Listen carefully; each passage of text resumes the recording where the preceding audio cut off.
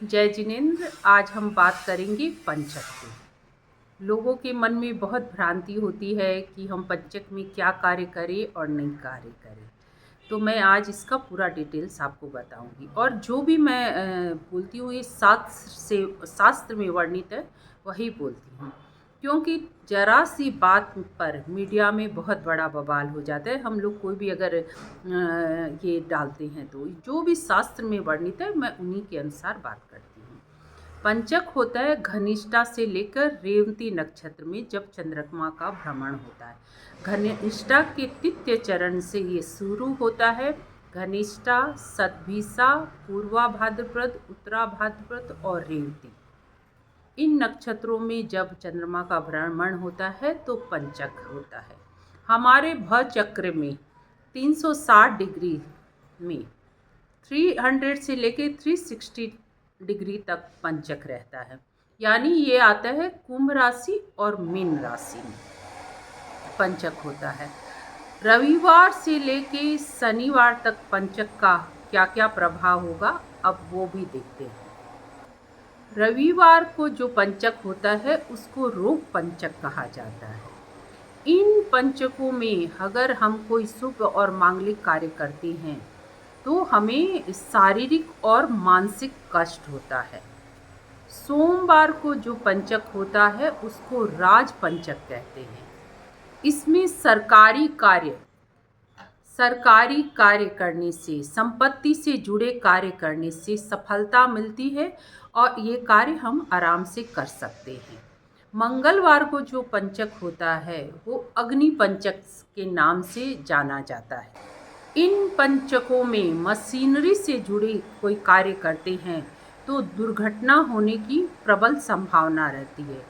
Court कचहरी से जुड़े विवादों के कार्य अगर हम करते हैं तो ये हमारे लिए सही रहता है। बुधवार और गुरुवार का पंचक भी शुभ पंचक में गिना जाता है। शुक्रवार का जो पंचक होता है वो चोर पंचक कहलाता है।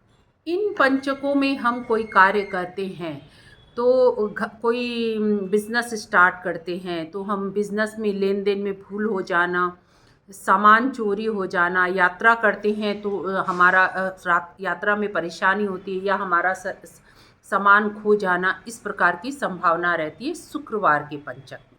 और शनिवार का जो पंचक होता है वो मृत्यु पंचक कहलाता है। इस पंचक में कोई हम कार्य आरंभ करते हैं जो लंबे समय तक चलने वाला होता है तो इसमें दुर्घटना होने की भी संभावना रहती है। तो हम पंचकों में अगर कार्य आरंभ करना है और क्या हमें नहीं करना है तो हम बताएंगे क्या नहीं करना है, और करना है तो उसके लिए हम क्या उपाय कर सकते हैं। जैसे पंचकों में लकड़ी का इकट्ठा नहीं किया जाता, बेड या पलंग नहीं बनाया जाता। हम लोग पलंग गिद्दा भरवाते, तकिया भरवाते हैं, वो कार्य नहीं करना चाहिए। पलंग नहीं बनवाना चाहिए। अगर किसी की मृत्यु हो गई है तो दाह संस्कार करने से पहले रिचुअल फॉलो किया जाता है, वो करके ही हम आगे बढ़ सकते हैं। अगर पंचक में किसी की मृत्यु हो जाती है तो 5 पुतले बना के उस बॉडी के साथ जलाए जाते हैं, तब ये निवारण होता है। अगर हमारा लकड़ी का लकड़ी इकट्ठा करना आवश्यक है तो हमें गायत्री हवन करना चाहिए। लकड़ी एकत्रित करने से के बाद गायत्री हवन करना चाहिए। और अगर हमारी यात्रा करना हमारे लिए आवश्यक है तो उसके लिए हम क्या उपाय करेंगे।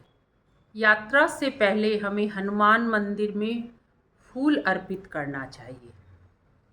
और अगर हमें पलंग खरीदना आवश्यक हो गया है तो उस पलंग को खरीद लीजिए, लेकिन आप उनका यूज़ पंचकों के बाद कीजिए, तो ये आपके लिए बेस्ट रहेगा। घर पे छत डलवाई जाती है तो वो भी पंचकों में नहीं डलवाई जाती। अगर ये भी आवश्यक है तो उससे पहले जो मज़दूर वहाँ इकट्ठे हुए जो छत बनाएंगे उनको खाना खिलाना, मिठाई देना, मिठाई खिलाना, ये कार्य करने के बाद ही आप छत ढलान कर सकते हैं। इस प्रकार हम पंचकों का देख सकते हैं। रविवार को पंचक है तो ये रोग पंचक में आएगा, सोमवार को है तो ये राज पंचक आएगा, मंगलवार को पंचक है तो ये अग्नि पंचक के नाम से जाना जाता है, बुधवार को शुभ पंचक, गुरुवार को भी शुभ पंचक, शुक्रवार को रोग पंचक कहलाएगा और शनिवार को मृत्यु पंचक कहलाता है। घनिष्ठा नक्षत्र अग्नि का भय, शतभिषा नक्षत्र घर में कलह होने की संभावना होती है, पूर्वा भाद्रपद पद नक्षत्र रोग बढ़ने की संभावना रहती है और उत्तरा भाद्रपद में धन के रूप में हमें दंड प्राप्त हो सकता है और रेवती नक्षत्र में धन हानि होने की भी संभावना रहती है। ये है पंचकों के बारे में। मैं कोई भी बात शास्त्र से में जो कहा गया है, शास्त्र में जो वर्णित है, उन्हीं के अनुसार आपको बताती हूँ। धन्यवाद, नमस्कार। इसके अलावा अब आपको और भी कुछ मुझसे जानना हो तो मुझे ज़रूर संपर्क करें, कमेंट्स करें और मेरे वीडियो आपको कैसे लगते हैं ये भी बताएं। धन्यवाद।